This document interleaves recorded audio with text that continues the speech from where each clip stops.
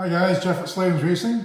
This video is about how to install the Sicass Racing key switch eliminator dongle. This is for the KTM EXC models and the Husqvarna FE models.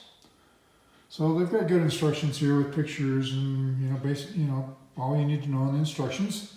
But this is a customer requested video, so I'm just making it real quick and simple here. So what this does is you eliminate the key switch right there. So you can remove that, unplug it, remove it, and then it makes it to where just, the bike will start with this button, just like XCW models did in the past. So you would think, so this is the dongle piece, and you would think that it would be installed up here behind your headlight, but it's not. It's installed underneath the seat.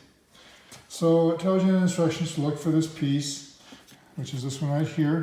And sometimes they're tucked way down in, maybe even dangling down in the airbox, but they're usually right here underneath the seat, right here by the battery. And it's just this white connector plugged into a black connector, and it explains that in the instructions. And it's got these looped wires here, which is the next giveaway. So you just unplug that, plug in this, make sure you've unplugged the key switch. Now your electric starter button is what you used to start it without the key. That's all there is to it. That's all for now.